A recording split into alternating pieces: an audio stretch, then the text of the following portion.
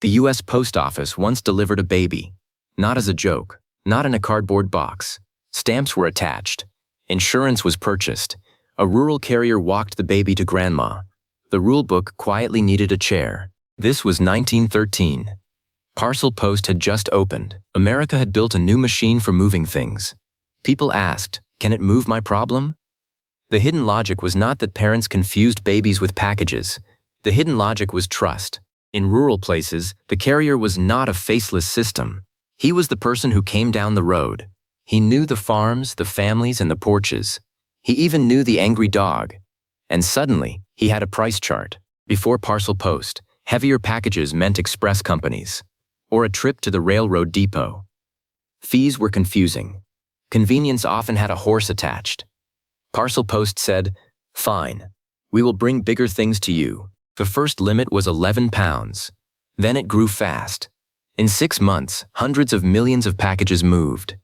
Rural America looked at the mailbox like it had grown a doorbell. Then came Ohio. A baby boy near Glen Este weighed just over 10 pounds. His parents paid 15 cents in stamps. They insured him for $50.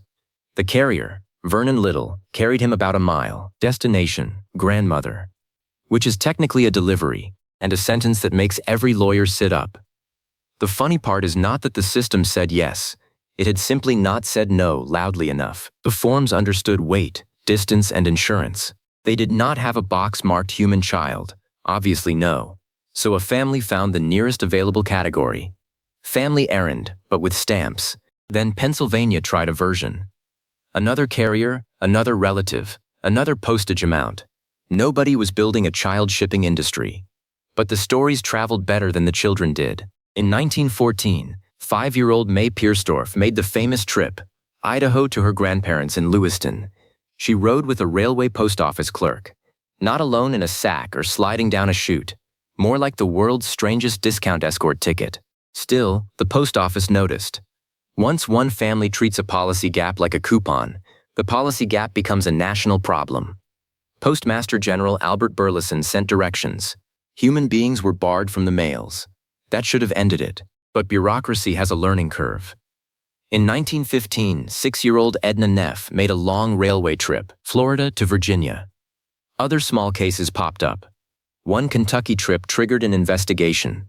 The question was no longer, can a carrier do this safely? It was, what happens when a public service becomes too trusted? A rule can ban a thing, but it has to beat habit, thrift, and grandma. That is why the story still feels modern. Every new system launches with a promise: cheaper rides, faster delivery, one button for everything. Then users find the weird edge case. Someone uses a spreadsheet as a database. Someone uses a group chat as a court. Someone uses Parcel Post as child transportation. The system says, please stop discovering features.